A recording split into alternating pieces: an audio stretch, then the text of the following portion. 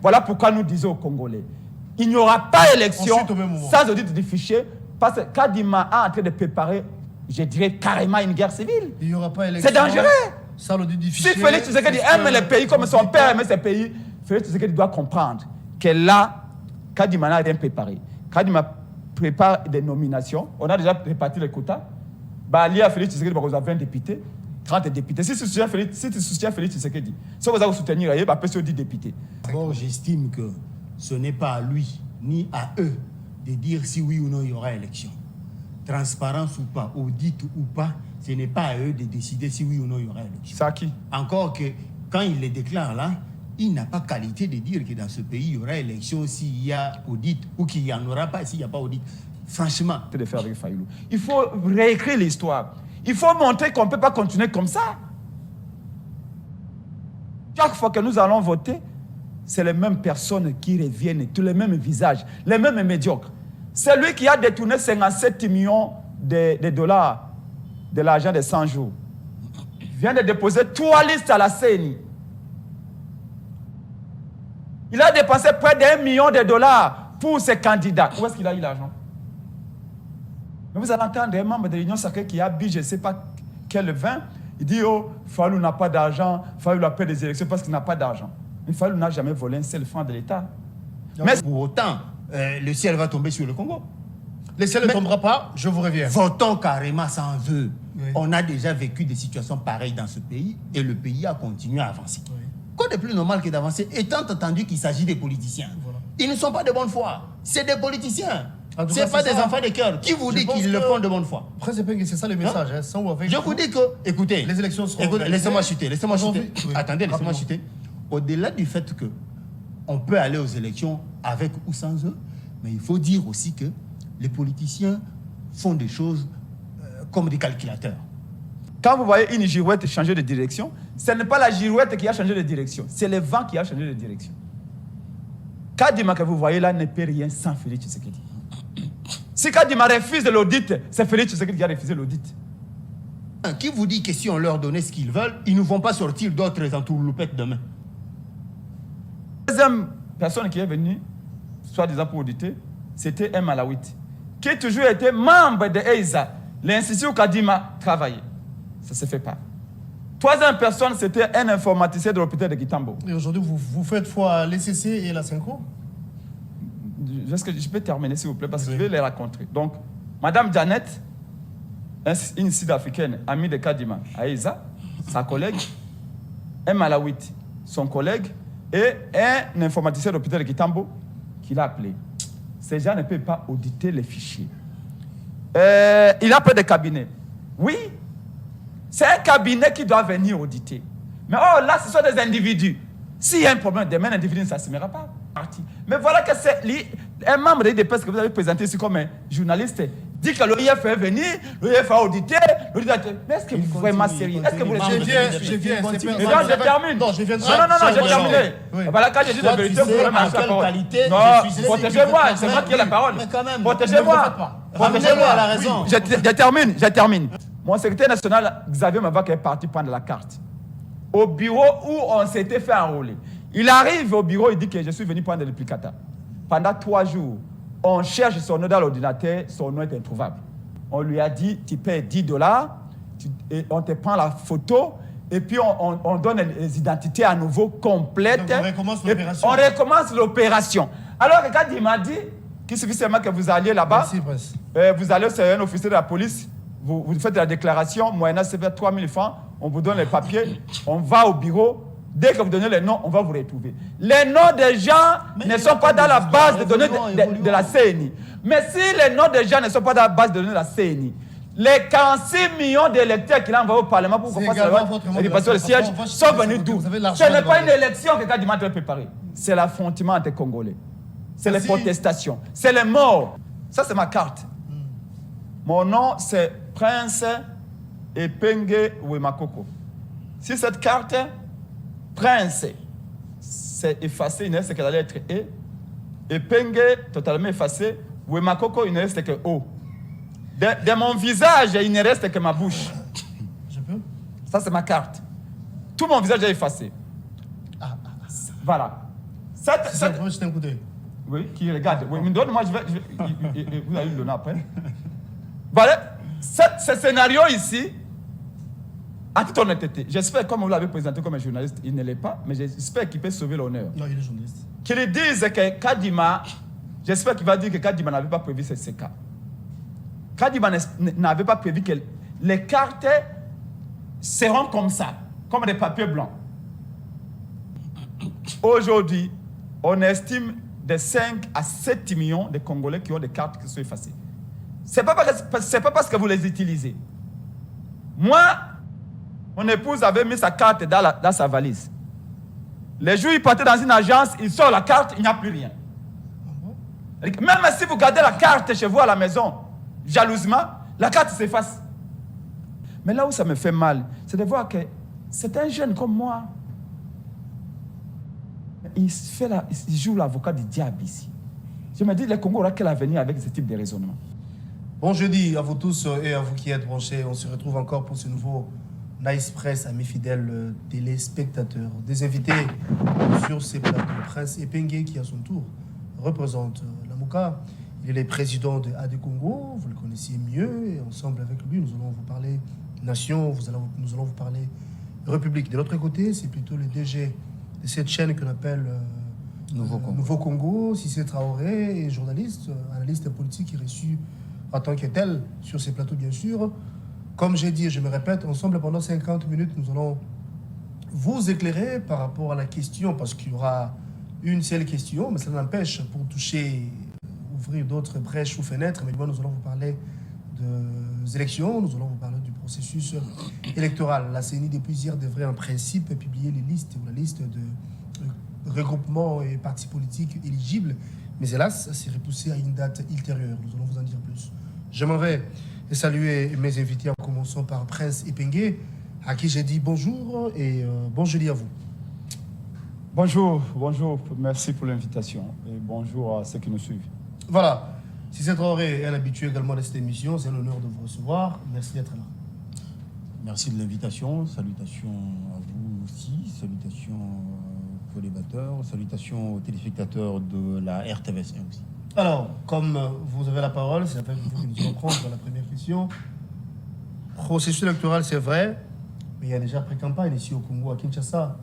Nous assistons aux affiches des candidats, surtout ceux de l'Union sacrée un peu partout, alors que nous ne sommes pas encore arrivés à ces niveaux. Vous et moi savons également que la loi n'autorise pas cela.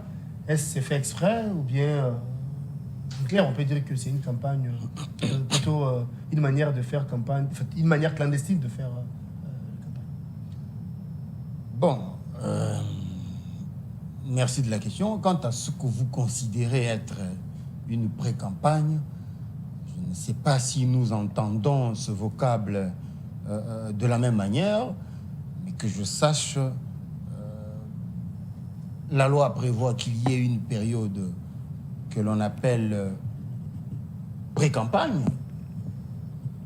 Il y a la campagne électorale et ensuite une période post-campagne.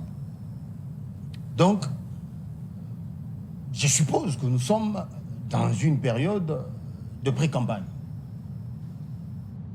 Et que pendant la pré-campagne, sauf si un candidat vient dire aux électeurs « votez pour moi », là, il tombe dans l'abus. Dès lors que le candidat ne dit pas « votez pour moi », attendez, je ne pense pas, vous ne saurez pas le prouver, je peux mettre ma main à couper, même tout de suite sur ce plateau. Si on vous demandait de prouver là où un seul candidat dit « votez pour moi », vous ne saurez pas le dire. Parce que c'est ça qu'on peut considérer être une campagne précoce. Mais dès lors que le candidat vient pour discuter avec sa base, c'est ça qu'on appelle période de pré-campagne. On vient pour s'entretenir avec ses supposés prétendus électeurs. On s'entretient, on discute politique, on discute projet, on discute que sais-je encore. Mais dès lors que je n'ai pas dit « votez pour moi » précocement, alors pourquoi vous allez dire que c'est une campagne électorale précoce? On peut monter des affiches, peu importe leur taille, mais dès lors qu'il n'y a pas « votez pour moi » avant que la campagne ne commence, il n'y a pas pré-campagne, que je sache. La loi elle-même prévoit que ces périodes-là existent. Et pendant ce genre de périodes, c'est là qu'on fait ce type d'entretien avec la base.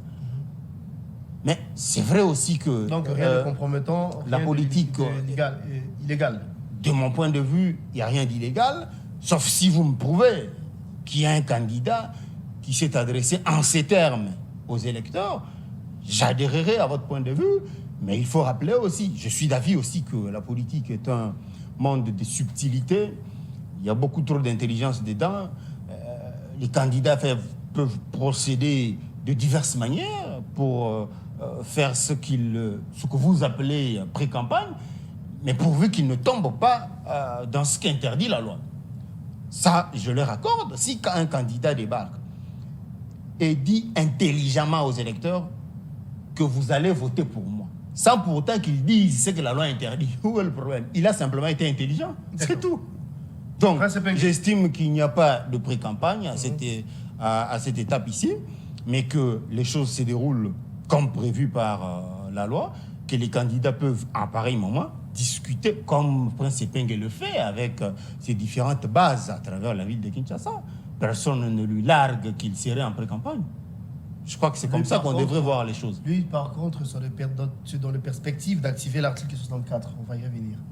Prince Epenge, la CENI devrait en principe publier la liste aujourd'hui, c'est repousser une date ultérieure, alors que vous et votre formation politique, vous avez opté pour ne pas déposer la liste au niveau de la CENI. Vous exigez jusqu'ici l'audit du fichier. Vous et moi avions suivi les numéros D de la CENI, Manara pour ne pas les citer, qui dit clairement qu'il n'y aura plus une seconde audit. La première fois, c'était déjà fait, donc la deuxième fois, ça n'aura pas lieu. Comment ça va se passer? Est-ce que vous resterez en recul ou bien vous envisagez d'autres options? Eh bien, premièrement, je voudrais commencer cette prise de parole en gardant une pensée pieuse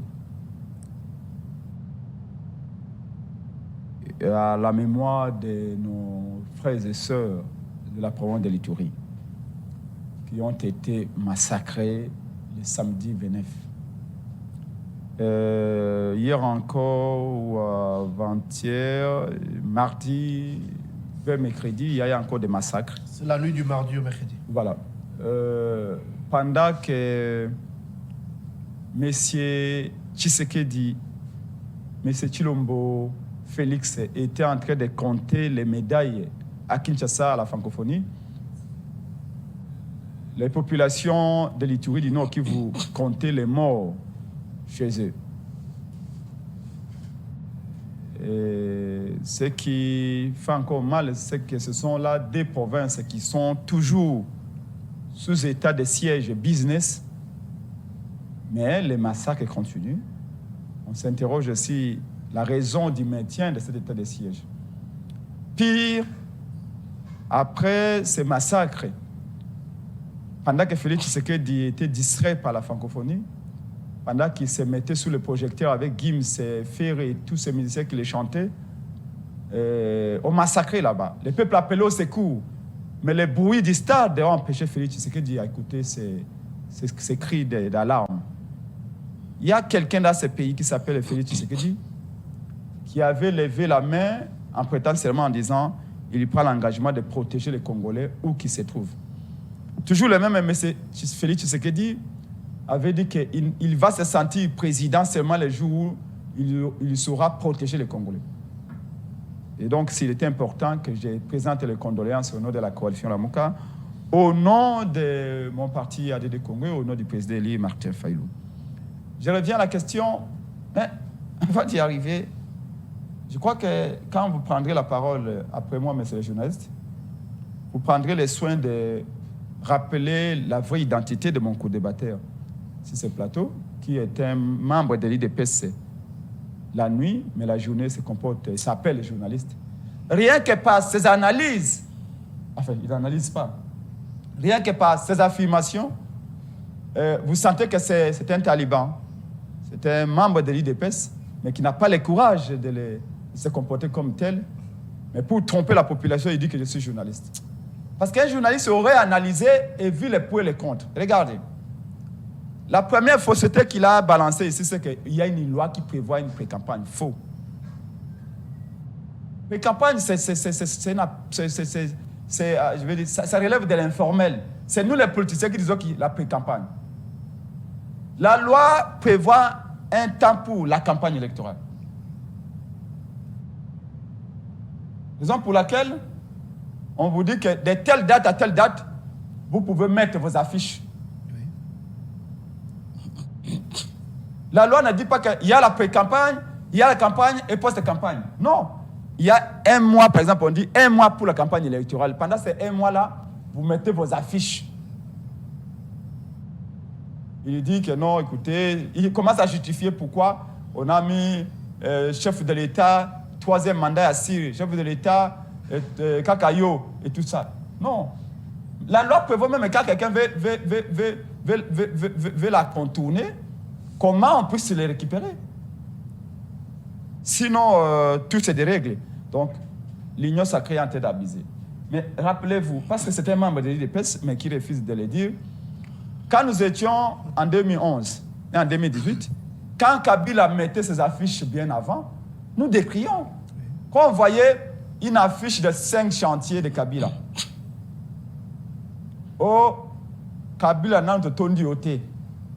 Kabila Oumela. Qu'est-ce qu'on disait? Non, ça, nous ne sommes pas pendant la campagne.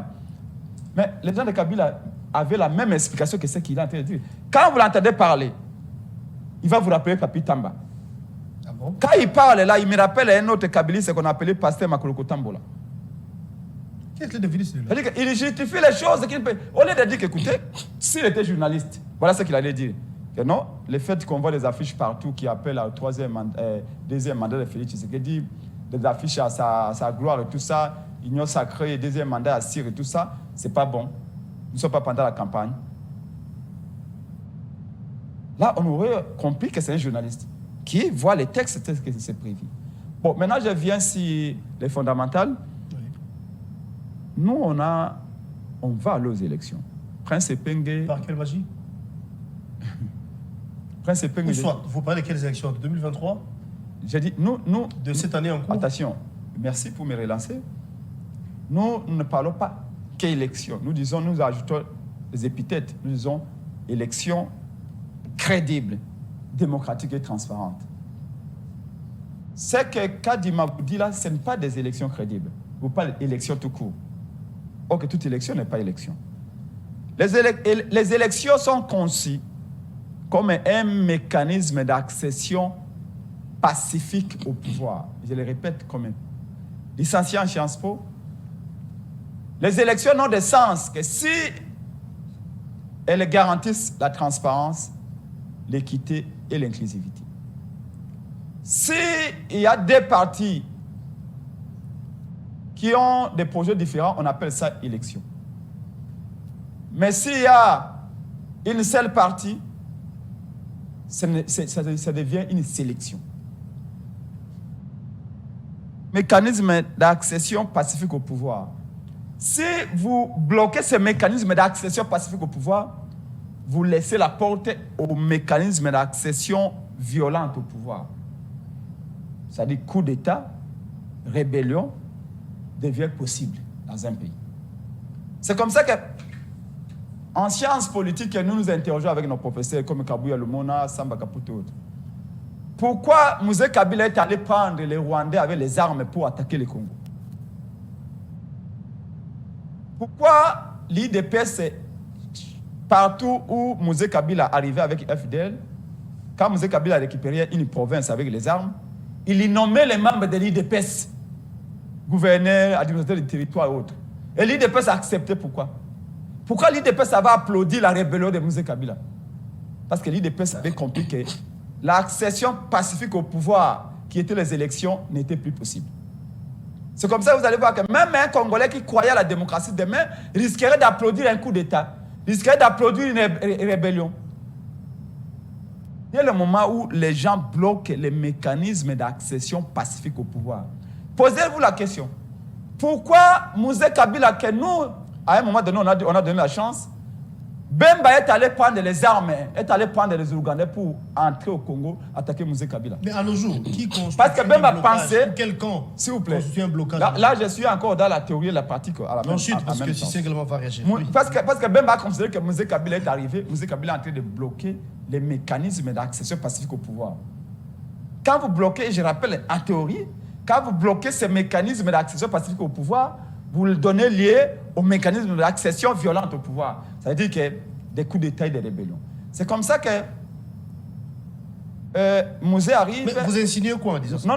Non, je vous montre. Vous avez trop insisté sur ça. Je vous montre parce que je crois que c'est une émission d'analyse. Oui. Je vous montre que Bemba dit que Mosé Kabila est arrivé. Nous, on a condamné Bemba. Il dit, mais pourquoi vous êtes allés prendre les armes? Bemba dit, écoutez, Mosé Kabila arrive. Mosé Kabila a interdit les partis politiques. Mosé Kabila a renvoyé Tshisekedi Etienne au village, etc. C'est-à-dire que ça crée des frustrations. Et je voudrais ici, vous dites où je vais en venir, dire que dans une nation, il faut éviter de frustrer les gens. Regardez-nous la Mouka. La Mouka, on a fait toutes sortes de propositions de réformes électorales. Sans succès. On a fait la proposition de loi organique de la CENI. Félix Tshisekedi a dit que Mouzito et Fayulu sont des députés, ils n'ont qu'à aller au Parlement. On a fait proposition de calendrier électoral. On a fait proposition de loi sur l'enrôlement. On a fait toutes les remarques qu'on devait faire. Félix Tshisekedi a dit à Kadima, n'écoutez personne. Maintenant, si je mets en relief Félix Tshisekedi et Kabila, vous savez que parfois, quand Kabila tentait de nous écouter, moi j'ai participé... Mais au final, vous étiez reçu par le président de la CENI. Non, c'est pas ça. Ici, vous savez, on dit en français que quand vous voyez une girouette tourner, ce n'est pas la girouette qui tourne, c'est le vent. Quand vous voyez une girouette changer de direction, ce n'est pas la girouette qui a changé de direction, c'est le vent qui a changé de direction. Kadima que vous voyez là ne peut rien sans Félix Tshisekedi. Si Kadima refuse de l'audit, c'est Félix Tshisekedi qui a refusé l'audit. Si Nanga a publié Félix Tshisekedi président alors que Félix Tshisekedi n'avait pas gagné, c'est Fayulu qui avait gagné dans toutes les provinces, c'est parce que Kabila avait menacé Nanga. Il a dit que si Nanga tu oses publier Fayulu président de la République, tu vas voir ce que je vais te faire. Et je vous révèle que même l'Église catholique qui avait prévu de publier les résultats des élections, les vrais résultats, Kabila a dit aux prêtres de l'Église catholique qui étaient partis à Kingakati que si vous publiez les vrais résultats, les sangs risquent de couler dans ce pays. Comme ça, je vous montre que les problèmes que nous avons, comme Albert Einstein avait dit, les grands savants, que si vous faites les choses dans les mêmes conditions et de la même manière, ne vous attendez pas à un résultat différent. Je vous reviens. Ici, oui. Nous, la Mouka, on n'a pas boycotté les élections. PNCP n'a pas boycotté les élections. C'est comme ça que j'étais en train de vous dire, je suis toujours candidat député national, candidat député provincial à la Tchangou. Mais nous avons dit qu'avant que nous déposions nos candidatures, qu'on audite les fichiers électoraux. Parce que je vous l'ai dit aujourd'hui, je suis amusé de vous le dire, que Kadima nous a dit que le fichier électoral est de 43 millions d'électeurs. D'après nos informations, et c'est vrai, le fichier électoral est de 50 millions. Mais même pas 2 semaines ici. Les fuites viennent de la CENI. Vous croyez que tous les gens de la CENI qui sont à la CENI là, même les informaticiens, tous ceux-là sont aussi payés par les régimes. Les gens de la CENI, certains agents sous-traitants, tout ça, vivent avec $200, $300. Non, ils viennent donner les informations que le fichier de 55 millions. Bon, est-ce que c'est le fichier de 43 millions? Est-ce que le fichier de 50 millions? Est-ce que le fichier de 55 millions? Comment voulez-vous qu'on a aux élections où on ne sait pas en réalité combien d'électeurs il y a dans les fichiers? D'accord. Je vais revenir. Si c'est horrible, vous avez suivi religieusement l'intervention de Prince Epengue. On parle du fichier électoral. Élection, vous êtes sans ignorer que la Mouka n'a pas déposé les candidats au niveau de la CENI pour les élections prochaines. Mais il pense que ça sera fait. Alors que l'autre fois, tous avions suivi l'intervention de Manara au nom de la CENI, qui dit clairement qu'il n'y aura plus l'audit, parce que c'était déjà fait en croix ces derniers. Mais qu'est-ce qui empêche? Pourquoi ne pas la CENI peut vider les prétextes à nos amis de la Mouka, des réauditer, s'il faut dire ça comme ça, les fichiers, pour que tout soit tout clair? Parce que les élections, c'est aussi la confiance, les élections, c'est aussi la transparence. Merci de la question. Je ne veux pas m'attarder sur ces imputations comme quoi je serais membre de l'UDPS. Il délire tout simplement. D'abord, il faut dire que personne n'a refusé l'audit. L'OIF n'est-elle pas venue dans ce pays? Qui a interdit à l'OIF de poursuivre le travail et de rendre le rapport? Qui leur a interdit ça? Ils sont venus dans ce pays, oui ou non? Ils ont même commencé le travail. Qui leur a interdit de s'arrêter?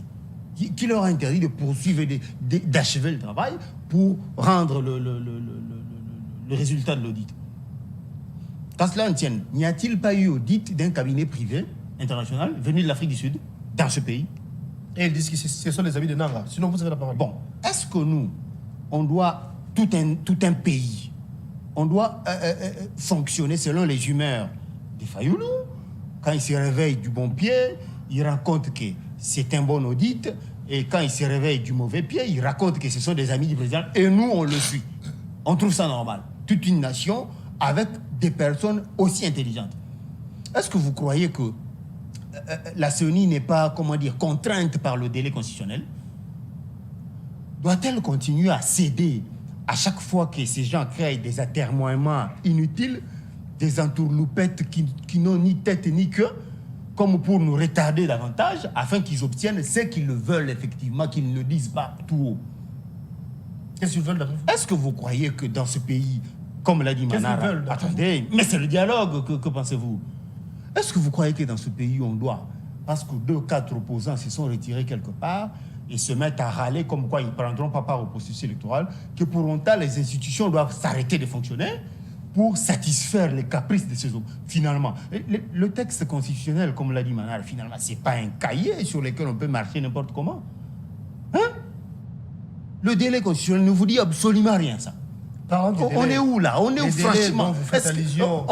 Laissez-moi parler. Non, je vous relance. Je comprenez que je parle un peu avec de l'émotion parce que je suis congolais. On s'en balance des humeurs des gens. Vous avez raison. C'est quoi ça? Vous parlez du délai. Oui, c'est votre point de vue. Mais cette nouvelle opération que la CENI venait de lancer, de duplicata, ne voyez-vous pas que ça peut également nous préjudicer en termes de temps? Parce que là, pratiquement, c'est l'enrôlement, à nouveau, si vous voulez dire. Il ne s'agit pas d'enrôlement. Vous croyez que combien de gens ont des problèmes de duplicata? Les communes vont recenser et ensuite en tout cas, presque. C'est qui est vrai. Le deuxième vice-président s'est exprimé, il a été clair. Il a dit que il n'y aura pas d'interférence, il n'y aura pas d'incidence sur le délai, sur le fonctionnement que les opérations ont actuellement. Quoi de plus normal que de lui faire confiance? Parce que c'est eux les techniciens que nous avons. Sauf s'il faut des techniciens que l'État a désignés. Là, ça va impacter sur le temps. Nous avons des techniciens que l'État a officiellement désignés pour pouvoir gérer le processus. Je ne comprends pas. Ça renvoie un peu à ce que la Senko et comment dire, les CC veulent. Ils ont appelé ça comment? Audit citoyen. Oui. Franchement, c'est n'importe quoi. C'est une formule monstrueuse, sans tête ni queue. D'où elle sort? Ils veulent co-gérer le processus électoral avec la CENI qui a été officiellement établie. Et nous, en tant que peuple, de créer cette confiance. Très bien. Qui vous dit que si on leur donnait ce qu'ils veulent, ils ne vont pas sortir d'autres entourloupettes demain? Qui vous dit, qu'est-ce qui vous garantit que si aujourd'hui on donne ce qu'ils demandent, demain il ne va pas en sortir d'autres en termes de prétexte? Allez, bon, ça, il faut qu'on s'arrête un moment. Ils n'ont pas le droit d'après vous? Il faut. Mais écoutez, du point de vue de la loi, oui, l'organe exclusif censé gérer le processus électoral, c'est la CENI. Oui. Au-delà du fait que la CENI fait des concessions pour adhérer, tant soit peu, aux caprices des uns et des autres, pour créer le consensus. Mais il s'est fait que ceux qui brandissent des caprices en brandissent davantage une fois que la CENI cède. Vous comprenez qu'il faut qu'on s'arrête un moment. Il faut qu'on dise niet. Il faut apprendre à dire non. N'en déplaise à ceux qui vont râler, qu'ils continuent à râler, on s'en balance. Après tout, le pays n'appartient pas aux opposants. Il y a des citoyens qui veulent que les choses avancent aussi. S'il y en a 2, 3 retranchés quelque part... Mais de quelle manière, quand ils estiment qu'il y a une triche qui se prépare, ne voyez-vous pas qu'il y a de quoi se poser des questions? Mais je vous ai dit ici qu'il n'y a pas de triche, parce qu'il y a eu... Ils ont voulu que l'OIF vienne auditer. L'OIF est-elle venue, oui ou non? Est-ce la CENI qui a demandé à l'OIF d'arrêter l'audit? Vous voyez là où il y a Anguille sous roche. Qui leur a demandé d'arrêter? Ils ont sorti des raisons qui n'ont ni tête ni queue, comme pour dire que c'était lié à l'image des commandes de Mouchikiyabo, qui sait encore, qui serait mal vu ici, et que peu importe le travail qu'ils vont brandir, qu'ils vont produire, il n'y aura pas acceptation. Mais, bon, ça, c'était plutôt le discours de la majorité, non? Bon, ça c'était plutôt le discours du régime.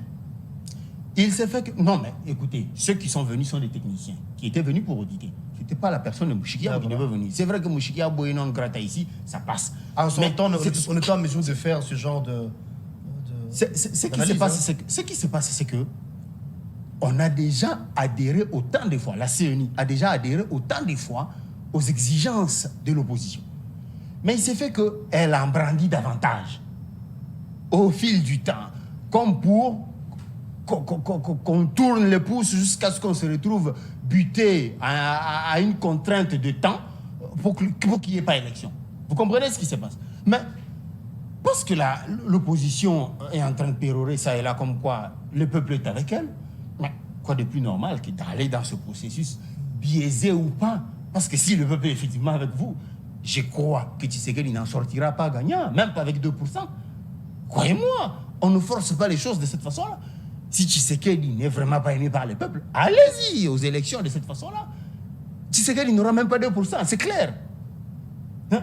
Qu'est-ce que vous craignez? Si du point de vue de la loi, on a déjà satisfait une exigence en acceptant que l'OIF vienne ici, et elle-même s'est arrêtée net sans que personne ne lui demande de le faire. Au-delà de ça, il y a eu un cabinet qui est venu auditer quand même. Il y a un rapport. Il y a un rapport. Mais vous voulez quoi? Il n'existe pas de processus exclusivement exclusif. Ça n'existe pas nulle part au monde. Alors, je crois que Kadima devrait comprendre que quoi qu'il fasse, quoi qu'il donne comme garantie à ceux qui ne sont pas prêts pour les élections, ils ne rejoindront pas le processus. Par conséquent, on devrait s'arrêter net et continuer le processus pour ceux qui sont prêts. Et puis, au-delà de ça, c'est vrai que c'est un processus qui est différent des autres processus qu'on a connus par le passé.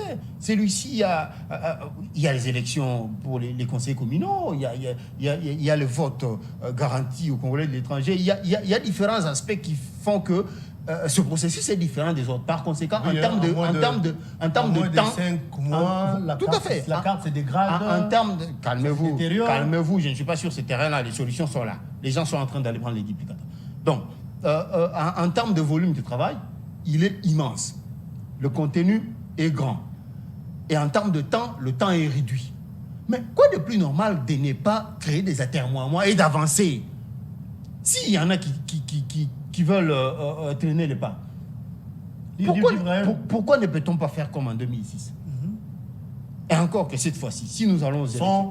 ou avec vous, on peut organiser des élections. Si nous allons aux élections cette fois-ci, je suis convaincu que Yumbi ne votera pas parce que les choses, je ne le souhaite pas, mais je ne le souhaite pas, mais tel que les choses se présentent, elles ne s'arrangeront pas d'ici tôt.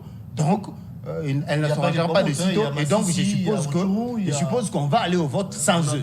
Et puis voilà. Mais ce n'est pas parce qu'on va au vote sans ces Congolais, ces Congolais-là, que pour autant, ils ne comptent pas, que pour autant, leur vote ne compte pas. Et que pour autant, le ciel va tomber sur le Congo. Le ciel ne tombera pas, je vous reviens. Votons carrément sans eux. Oui. On a déjà vécu des situations pareilles dans ce pays et le pays a continué à avancer. Oui. Quoi de plus normal que d'avancer, étant entendu qu'il s'agit des politiciens? Voilà. Ils ne sont pas de bonne foi. C'est des politiciens. Ce n'est pas des enfants de cœur. Qui vous dit qu'ils le font de bonne foi? C'est ça le message. Hein? Sans ou avec je vous dis que, écoutez, les élections seront laissez-moi chuter. Oui. Attendez, laissez-moi chuter. Au-delà du fait qu'on peut aller aux élections avec ou sans eux, mais il faut dire aussi que les politiciens font des choses comme des calculateurs. Derrière cette attitude de l'opposition, il faut voir un calcul politique aussi. Ce n'est pas exclu. Qui vous dit qu'ils ne le font pas exprès pour traîner les pieds, pour que le processus continue à tourner en rond? D'accord. Ce n'est pas exclu, ça. Vous avez suivi, vous pouvez ou ne pas être là, après que les élections seront organisées. Vous demandez trop. Vous êtes trop exigeant. Vous demandez en même temps une chose et son contraire. Vous avez dit tantôt qu'il nous faut les élections dans le délai. Vous exigez encore l'audit du fichier alors que ça peut préjudicier en termes de temps. Pourquoi ne pas faire avec? Vous êtes, ou encore vous avez la population avec vous. Pourquoi ne pas faire confiance à vos électeurs de surveiller les élections et c'est comme ça que vous allez gagner, rapporter haut la main? Merci beaucoup. Je suis inquiet. Inquiet pour l'avenir de mon pays. Par rapport à la qualité d'homme que nous avons au Congo. Quand je l'entends parler, j'ai confirmé des raisonnements selon lesquels beaucoup de Congolais, comme lui, considèrent la politique comme une haute sorcellerie. Vous avez entendu la définition qu'il donne d'un politicien? Si vous l'entendez quand il dit « Ah, vous connaissez les politiciens, comment ils sont ?» En d'autres termes, il dit que les politiciens sont des médiocres. Et pourtant, c'est un politicien qu'il a envoyé ici. Ou peut-être versatile. Non. Il dit que, si vous l'entendez, nos politiciens sont toujours comme ça. Qui sait? C'est-à-dire qu'il y a Anguille sur roche. Les politiciens sont toujours comme ça. C'est-à-dire que pour lui, les politiciens sont des médiocres. Alors, comment voulez-vous que le peuple congolais puisse entendre les changements profonds de sa vie, qu'il mange bien, qu'il soit sécurisé, de la part des médiocres? Mais vous êtes venu ici défendre Félix Tshisekedi. Félix Tshisekedi est un politicien. Si vous dites que les politiciens sont médiocres, par extension, la logique voudrait que Félix Tshisekedi soit qui? Et pourtant, vous êtes venu là, vous représentez les politiciens. C'est ce que vous lui avez dit? Non, papa. Vous croyez que je vous connais aujourd'hui? Vous croyez que vous allez tromper Penge, comme c'est peut-être les gens qui nous suivent et qui ne me connaissent pas? Donc, s'il vous plaît, moi, je ne suis pas de ces politiciens-là. Vous savez que Prince Penge est parmi les plus populaires de ce pays et de cette ville. Mais est-ce que vous pesez la décision que Prince Penge vient d'avoir de dire que je ne déposerai pas ma candidature? Je crois que je ne vois pas le 21 000 $ qui m'entendent au Parlement. Vous prenez trop de risques comme ça, mais pour quelle finalité? Non, mais les risques, il faut savoir toujours les prendre. Pourvu que ces risques-là soient pour le bien de la nation. Et c'est ce que nous sommes en train de faire avec Fayulu. Il faut réécrire l'histoire. Il faut montrer qu'on ne peut pas continuer comme ça. Chaque fois que nous allons voter, c'est les mêmes personnes qui reviennent, tous les mêmes visages, les mêmes médiocres. C'est lui qui a détourné 57 millions de dollars de l'argent de 100 jours. Il vient de déposer 3 listes à la CENI. Il a dépensé près d'1 million de dollars pour ses candidats. Où est-ce qu'il a eu l'argent? Mais vous allez entendre un membre de l'Union sacrée qui a bu, je ne sais pas quel vin. Il dit, oh, Fayulu n'a pas d'argent, Fayulu a peur des élections parce qu'il n'a pas d'argent. Mais Fayulu n'a jamais volé un seul franc de l'État. Mais c'est lui qui a volé 57 millions. C'est lui qui a volé 57 millions de l'argent de 100 jours, a déposé 3 listes. Et lui, il va applaudir. Lui, il va applaudir, c'est lui qui a volé 57 millions. Faites allusion à qui? Quand on a construit une route ici de 4 km avec 4 millions de dollars, ils applaudissent. Mais avec 57 millions de dollars volés de 100 jours, programme de 100 jours, vous savez combien de kilomètres on peut construire? Donc, nous voulons changer les choses. Et nous avons dit, cette fois-ci, nous préférons nous sacrifier nous-mêmes, mais faire gagner la patrie. En prêchant par l'exemple. Que nous n'accompagnerons jamais ces crimes électoraux qui s'apprêtent. Mais pensez-vous que ça sera le cas? Parce que l'autre fois, c'était avec la même décision a été prise par... Non, mais chaque jour n'est pas dimanche. Les élections avaient c'est ce que tout d'abord, premièrement, c'est là où je dis que Félix Tshisekedi, des gens comme lui sont en train de l'induire en erreur. Il doit se poser la question, pourquoi son père avait boycotté les élections de 2006? Parce qu'il avait vu qu'il n'y avait pas de transparence. Parce qu'il avait vu que les Occidentaux voulaient que Kabila soit président. Il a dit que lui, Félix Tshisekedi, Etienne Tshisekedi Amulomba, n'allait pas accompagner un dictat des impérialistes. Mais aussi, Tshisekedi avait demandé à la population, premièrement, de ne pas voter la Constitution, pour oublier le contexte. Deuxièmement, de ne pas se faire enrôler. Alors qu'ici, Prince Penge et son partenaire de Congo, Martin Fayulu a dit aux Congolais, si vous voulez que ce régime médiocre parte, allez vous faire enrôler. C'est différent. Donc, nous n'avons pas boycotté. Nous avons dit qu'on va déposer. En Afrique, ici, c'est passé plusieurs fois. Où on ouvre les bureaux pour les opposants. Au Sénégal, en ce moment, Macky Sall a ordonné à sa majorité parlementaire de changer la loi électorale pour que les opposants participent aux élections. Mais qu'est-ce qui vous rassure sur ce point? Parce que la CENI avait déjà clôturé la remise. Non, je suis même pas encore. Je vous donne les principes.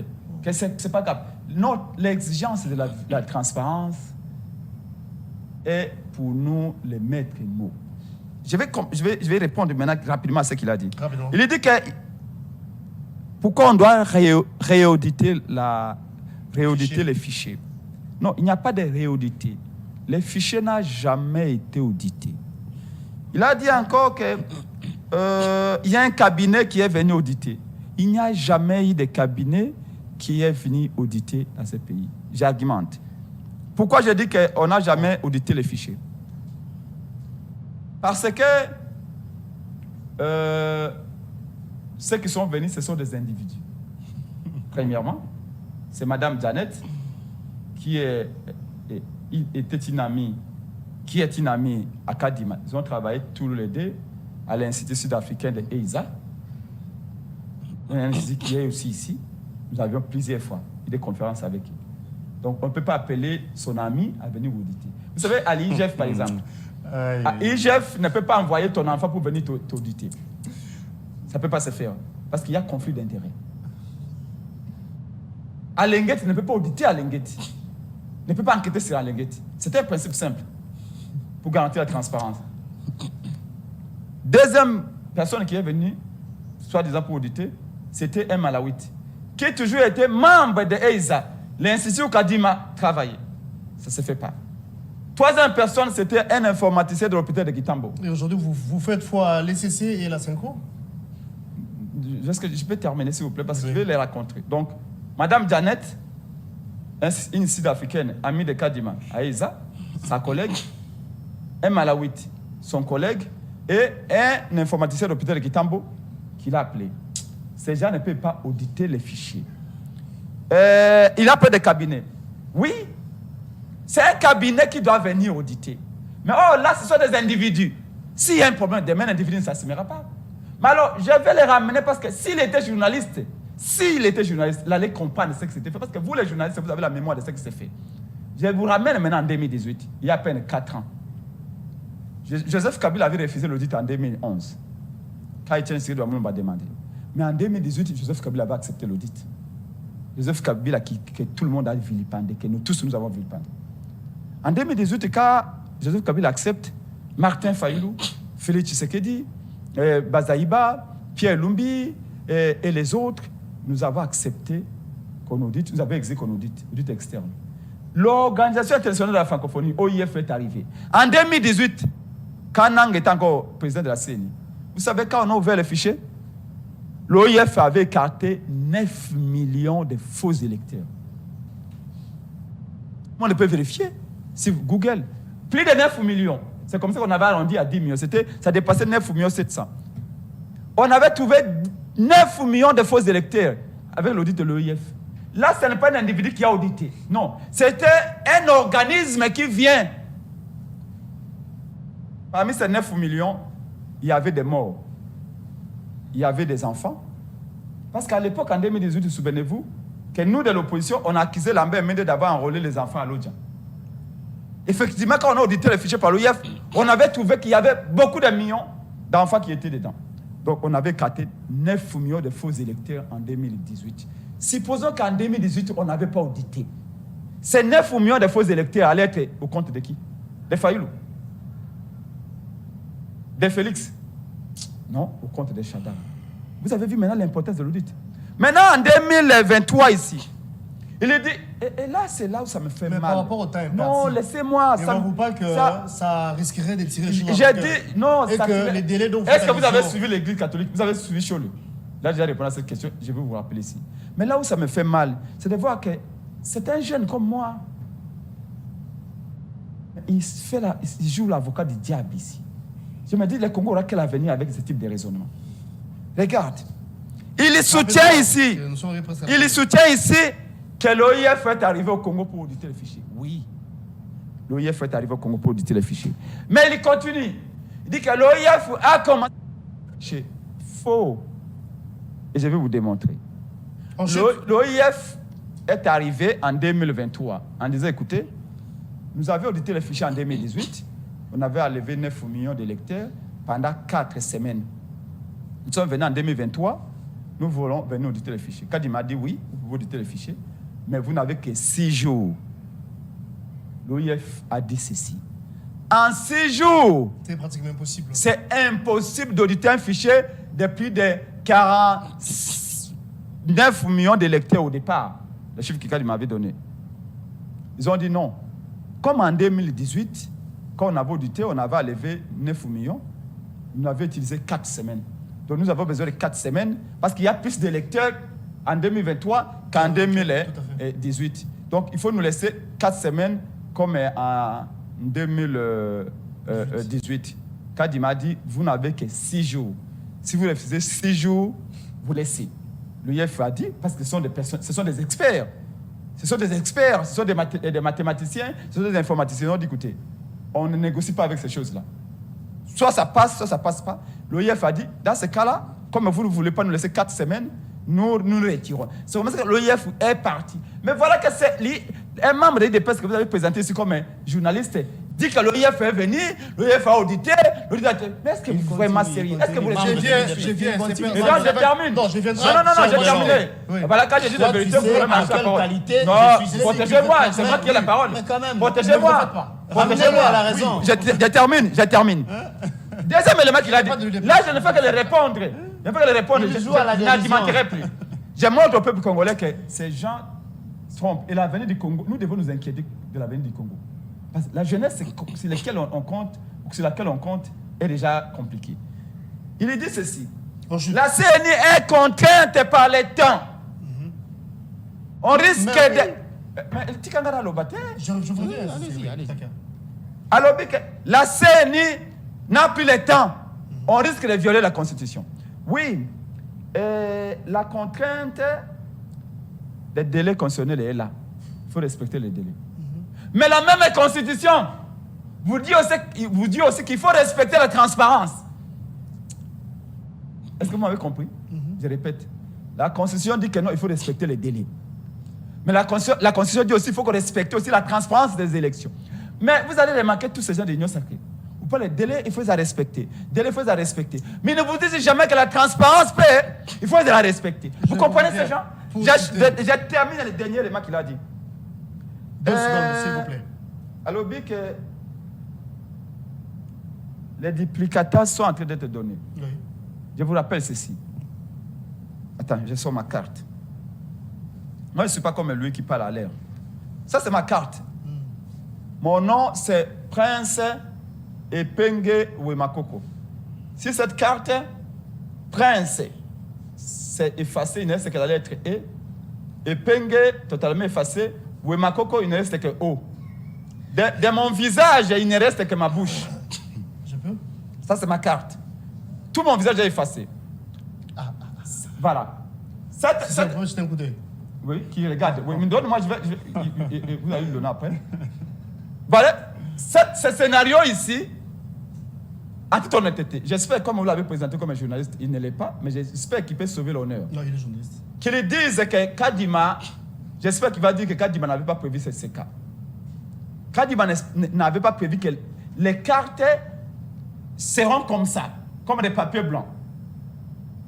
Lui-même, Kadima, lors d'une réunion dernièrement ici, au chapiteau du Grand Hôtel, où USAID, l'agence américaine USAID, Fondation IRI, NDI, l'ambassadrice américaine, Kadima et les ONG nous ont invités ici, il y a 4 semaines, au chapiteau du Grand Hôtel. Kadima a pris la parole pour dire, devant l'ambassadrice américaine, qu'en tout cas, la question des cartes qui s'effacent était un vrai problème pour nous, la CENI. Et en expliquant, Kadima a dit que non, la CENI n'avait pas prévu que les cartes s'effacent. Aujourd'hui, on estime de 5 à 7 millions de Congolais qui ont des cartes qui sont effacées. Ce n'est pas parce que vous les utilisez. Moi, mon épouse avait mis sa carte dans sa valise. Les jours où il partait dans une agence, il sort la carte, il n'y a plus rien. Même si vous gardez la carte chez vous à la maison, jalousement, la carte s'efface. Donc, 5 à 6 millions de Congolais qui doivent avoir les cartes. Mais lui, mon co-débatteur de l'IDPS, dit que les gens partent à la CNI, ils prennent les cartes et normalement, il n'y a rien de Konangaï. S'il vous plaît, tu peux tout dire. Je sais que l'argent peut nous faire dire des bêtises. Je sais que quand on a l'argent en poche, on peut comme c'est n'importe qui. Mais respectons un peu. Ne serait-ce que pour le bien de ce pays. Alors, moi, j'ai envoyé, les gens sont partis. Mon secrétaire national. J'ai fini. Mon secrétaire national est parti. J'ai fini. Seulement ça un mot. Mon secrétaire national, Xavier Mavak, est parti prendre la carte. Au bureau où on s'était fait enrôler. Il arrive au bureau, il dit que je suis venu prendre le duplicata. Pendant 3 jours, on cherche son nom dans l'ordinateur, son nom est introuvable. Je vais dire, c'est vrai, j'ai entendu. Un autre membre, Seydi Papani. Elle est la représentante des étudiants de Congo à l'Inikin. Elle est partie à Mongafula, là où elle s'était fait enrôler, prendre sa carte. J'ai cité les noms et les références. Elle est partie là-bas, on ne trouve pas son nom dans l'ordinateur. On lui a dit, tu payes $10, et on te prend la photo, et puis on donne les identités à nouveau complètes. Donc on recommence l'opération. On recommence l'opération. Alors, quand il m'a dit qu'il suffit seulement que vous alliez là-bas, vous allez sur un officier de la police, vous faites la déclaration, moyennant CFA 3 000 francs, on vous donne les papiers, on va au bureau. Dès que vous donnez les noms, on va vous retrouver. Les noms des gens ne sont pas dans la base de données de la CNI. Mais si les noms des gens ne sont pas dans la base de données de la CNI, les 46 millions d'électeurs qu'il a envoyés au Parlement pour qu'on fasse le siège sont venus d'où? Ce n'est pas une élection que Kadima doit préparer. C'est l'affrontement entre Congolais. C'est les protestations. C'est les morts. Voilà pourquoi nous disons aux Congolais, il n'y aura pas d'élection sans audit du fichier, parce que Kadima est en train de préparer, je dirais carrément une guerre civile. Il n'y aura pas d'élection. C'est dangereux. Sans l'audit du fichier. Si Félix Tshisekedi aime les pays comme son père aimait ses pays, Félix Tshisekedi doit comprendre que là, Kadima n'a rien préparé.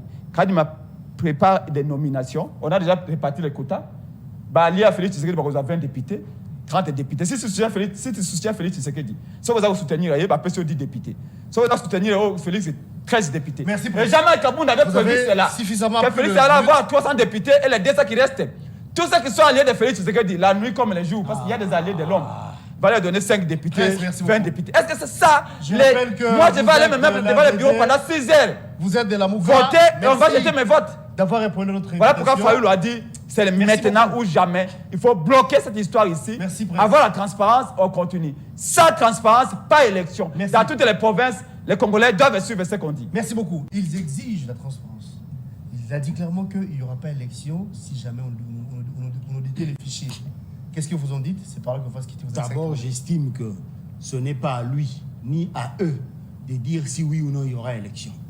Transparence ou pas, audit ou pas, ce n'est pas à eux de décider si oui ou non il y aura élection. Ça qui? Encore que quand il les déclare là, il n'a pas qualité de dire que dans ce pays il y aura élection s'il y a audit ou qu'il n'y en aura pas s'il n'y a pas audit. Franchement, il y a des Congolais qui ne sont pas de ton avis, qui ont un avis contraire au tien. Crois-moi, si c'est comme ça que vous voulez conduire les choses, croyez-moi, il y a des Congolais qui vont vous barrer la route. Quand vous voudriez qu'il n'y ait pas élection, ils vous barreront la route. Les Congolais sont avec nous. Les Congolais qui veulent la transparence sont avec nous. Laissez-moi parler. Les Congolais sont avec nous. De la même manière, les Congolais veulent la transparence. De la même manière, les Congolais ne veulent pas la fraude. De la même manière que vous proclamez là que sans audit, sans transparence, il n'y aura pas élection. Sachez qu'il y a des Congolais qui sont rassurés qu'il y aura élection. Et si vous voulez... Donc, qui sont rassurés qu'il y aura transparence d'abord. Ils vont vous barrer la route. Transparence. Sachez-le. Tous les Congolais qui veulent la transparence sont avec nous. On a des centaines de partis politiques dans ce pays. Si 2 partis politiques, des surcroît insignifiants du point de vue de la représentativité, refusent de prendre part au processus électoral, quand même, laissez-moi parler avec le cœur, on s'en balance, nous, en tant que Congolais. Mais tu as toujours parlé avec le cœur, tu ne parles pas avec la tête. On tient à ce qu'il y ait élection dans ce pays. Alors, si 2-3 d'entre nous ne veulent pas qu'il y ait élection, on s'en balance, ils peuvent se retirer et aller voter ailleurs. Au-delà de ça, vous conditionnez qu'il y ait transparence. Transparence, oui, il y en a eu. Audit, il y a eu. Un rapport a été rendu. Si les gens considèrent que ça n'a pas été un audit... Peut-être la qualité des auditeurs pose problème. Non, est-ce que c'est à eux d'apprécier la qualité de l'audit? Voyez où on est. On appelle quelqu'un qui vient auditer et ils disent non, pas celui-là, il n'a pas qualité, il a des acquaintances avec... Est-ce que c'est à eux d'apprécier? Qui leur a donné ce droit-là d'apprécier si oui ou non c'est lui le bon auditeur? Finalement, on est où? Mais quand vous parlez de la transparence, la confiance, vous faites allusion à quoi? Attendez, ici, la seule institution qui a reçu mandat de piloter le processus, c'est la CENI. Oui. Si cette CENI-là accède à certaines exigences des parties prenantes, c'est simplement pour créer de bonnes conditions dans le processus. Vous comprenez? Il n'y aura jamais des élections unanimes comme quoi tout le monde serait d'accord. Nulle part au monde, ça n'a jamais existé. Quoi de plus normal que d'accepter que 2 ou 3 de nos compatriotes qui ne sont pas d'accord avec cette façon de faire se retirent, tout simplement. N'y a-t-il pas des partis politiques de l'opposition qui prennent part au processus? Si, il y en a. Mais parce qu'il y en a déjà. Mais c'est ça l'inclusivité. Vous voulez que l'inclusivité absolue qui n'a jamais existé nulle part? On ne va pas inventer la roue. Les élections, la démocratie et autres, nous avons importé ça d'ailleurs. Par conséquent, nous faisons de notre mieux pour rendre un bon processus acceptable. Merci Cissé. Je crois que c'est dans ça que nous sommes maintenant. Il est acceptable tel qu'il est en train de se dérouler là. Même s'il n'est pas parfait, mais il est acceptable. De mon point de vue, à ce stade ici, ceux qui disent n'avoir pas déposé de candidature pour raison des exigences qu'ils ont brandies là, ne sont pas carrément prêts au processus. Entre le délai constitutionnel et les humeurs des gens qui se cachent derrière la transparence, qu'est-ce qui prime? C'est la Constitution quand même, qui vous dit qu'à chaque 5 ans, il faut qu'il y ait un processus électoral, qu'il y ait des élections. Je crois que c'est à ça que nous devons... Il a si bien dit que la Constitution exige également la transparence. Merci. Mais c'est ce que je vous dis, transparence, c'est l'audit qui a eu lieu là. Ça fait partie de la transparence. L'audit a eu lieu, oui ou non? Oui, mais c'est ça la transparence. Il le remet en cause. Merci, franchement, voulez-vous que tout Congolais remette en cause les auditeurs pour qu'à chaque fois qu'un Congolais le récuse, nous revenions pour réorganiser le processus selon le goût de chacun des Congolais? Vous voyez, on ferait du surplace jusqu'à ce qu'il n'y aura pas d'élection dans ce pays. En tout cas, si c'est ça qu'ils veulent, qu'ils disent carrément qu'il n'y ait plus d'élection, ce que j'ai d'ailleurs depuis toujours soutenu, on peut surseoir l'organisation des élections dans ce pays, même pendant 2-3 décennies, pour qu'on s'occupe des questions urgentes de ce pays. Merci beaucoup, Cissé. Je rappelle que vous êtes le DG de Nouveau Congo Télévision. Nouveau Congo Télévision. Vous êtes journaliste, chef directeur d'information en même temps. Tendance, majorité au pouvoir. Hein. Non, il n'y a pas de tendance. Ce qui se passe, c'est que ne vous fiez pas à ce que Pengue est en train de débiter ici. Il dit des choses, il tourne en dérision les choses pour plaire à ceux qui l'ont délégué sur ce plateau. Merci d'être venu. Que je sache, je viens ici en tant qu'analyste politique, journaliste, éditorialiste. Merci beaucoup, Cissé Traoré. Merci, Prince Pengue. Remise, on peut vous retrouver prochainement. Non, vous voulez placer un mot? C'est moi qui... Non. C'est lui qui a commencé. J'avais doublé vos minutes. 2 secondes de grâce. Non.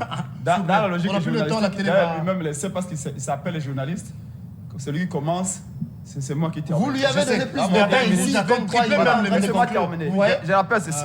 2 secondes en tout cas. Oui, 2 secondes. Comme je l'ai dit, la Constitution dit qu'il faut respecter les délais. Mais la même Constitution dit que le peuple a besoin de la transparence. Dis-lui qu'il y a eu audit. Dis-lui qu'il y a eu audit. C'est ça la question. L'audit du fichier n'est pas une faveur. L'audit du fichier est une obligation. Il dit que est-ce que c'est à nous, les opposants, d'apprécier ou les résistants d'apprécier la transparence, la qualité des auditeurs? Mais pourquoi la CENI nous invite? Si les élections, la CENI le fait toute seule. Pourquoi Kadima nous invite? Pourquoi on parle avec lui? Sachez les messieurs de l'IDPS que nous sommes les partenaires de la CENI. Il fait la comédie. C'est nous qui sommes des compétiteurs. Regardez, une métaphore.